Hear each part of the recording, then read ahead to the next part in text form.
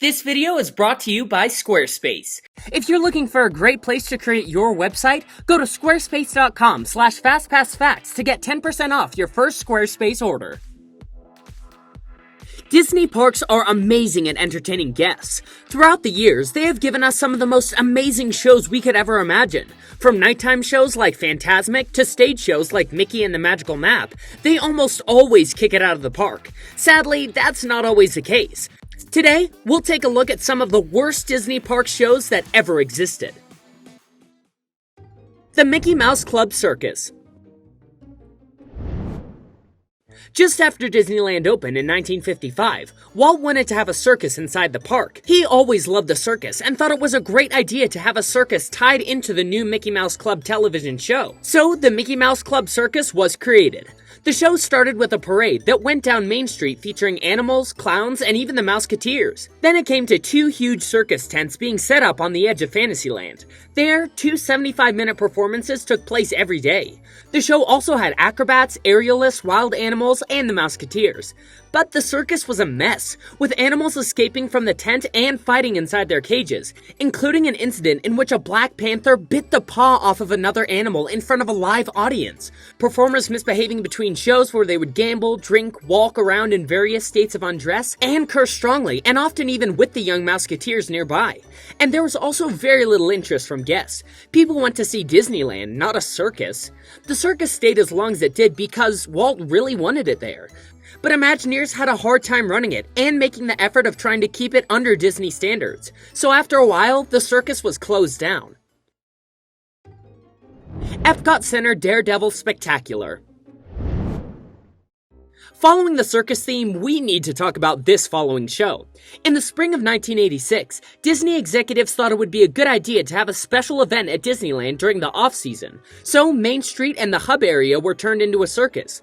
There was a circus parade, clowns, wild animals, along with various acts of skill featuring real circus performers. This event was called Circus Fantasy, and it not only was a success, but it drove a significant increase in attendance and revenue. With the ending of the Walt Disney World 15th anniversary celebration on October 1987, Epcot Center was desperately in need of increased attendance and revenue.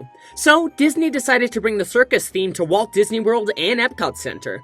And they got the Daredevil Spectacular, a 30-minute show that featured everything from elephants, motorcycle riders, and a trapeze team that had 9 members in total. But guess what? Just like the Mickey Mouse Club Circus, the Epcot Center faced the same struggle with attendance. The show had lots of budget cuts, so it didn't end up being what Disney had originally planned. And so, the Daredevil Spectacular didn't last more than 5 months, from November 1987 until March 1988. Before it was decided to move on from the Daredevils and play it more safe, because the interest from the audience simply was not there. Splashtacular. This show ran from November 1993 to June 1994, so it didn't even last a full year before it was completely replaced by Innovation's Water Ballet. Now, fair warning, this show was a pretty weird idea from the beginning, so try not to be too shocked once we tell you what the show was about. This massive show featured around 50 dancers, a few beloved Disney characters, and its own soundtrack that went along with the storyline that Mickey needed to save color.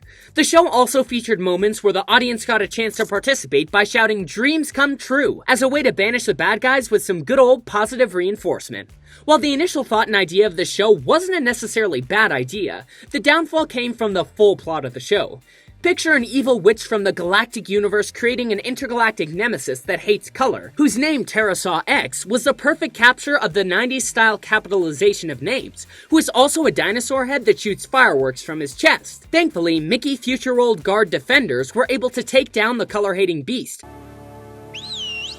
Guards! But that doesn't take away from the overall strange nature of this show. It didn't take long before Epcot realized that this great idea on paper show was not being well received by audiences. And Epcot spokesperson Pam Brandon released a statement that explained that Splashtacular wasn't appropriate for the park, and it was closed shortly after. The Magical World of Barbie. Who doesn't know who Barbie is, or a young child who hasn't had at least one Barbie doll when they were growing up? Barbie sales in 2018 alone totaled over $1 billion. However, Barbie's popularity is nothing new. Barbie has always been a popular toy for decades and is considered to be the world's most famous doll. It's not surprising that Barbie received her own show at Epcot, but it is surprising that the show wasn't a very popular attraction for its attendees. The show featured a number of actors that would set off on a journey and took them around the world and to various destinations, such as Africa and the outback of Australia. The show first hit the stage in November of 1993 and lasted less than 2 years. In addition to high-class fashion shows in Paris and ballets in Russia, the show also featured a number of stunts because, well, it was the 90s after all. So it was only right that there were performers doing stunts on skateboards, inline skates, and trampolines. When you think of Barbie, this show probably isn't the first thing that comes to mind when this show was created to celebrate the partnership between Mattel and Walt Disney World. But just like many relationships, sometimes things don't work out. And the Epcot Center eventually decided to move in a new direction, leaving the magical world of Barbie behind.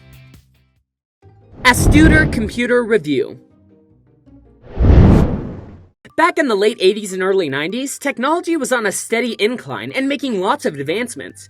In the 80s, laptops on average cost around $4,000 when in 2019, you can get a top-tier computer for a fraction of that price.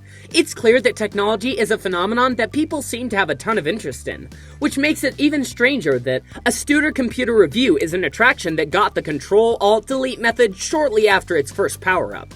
On paper, the entire idea of this installation sounded exciting, but once it was brought to life, it sadly wasn't. There are several reasons that we think could contribute to the low interest that led Astuter Computer Review to be the first attraction to close at Disney's Epcot Center after the park opened.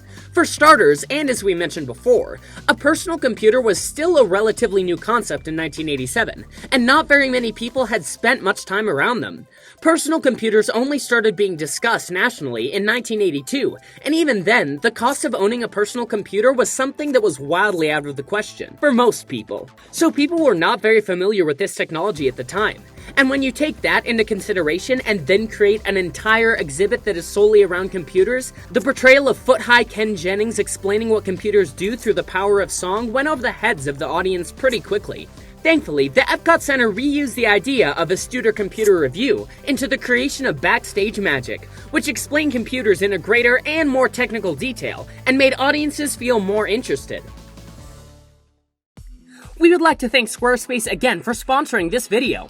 If you haven't used Squarespace yet, we suggest you go ahead and check it out. They have an amazing, easy-to-use platform where you can create the perfect website for your specific needs using any of the great templates they offer. We're using it to open a blog and tell a little bit more about our Disney trips using the platform's blogging tools to share stories, photos, videos, and updates. Squarespace also supports a sharing button for platforms such as Facebook, Twitter, Google+, LinkedIn, StumbleUpon, Reddit, Pinterest, and Tumblr. So if your visitors like your content, they can easily share it. It's super easy to use. Be sure to use our code to get 10% off your first Squarespace order. Just head to Squarespace, start your free trial, and when you're ready to launch, go to squarespace.com/FastpassFacts and save 10% off your first order.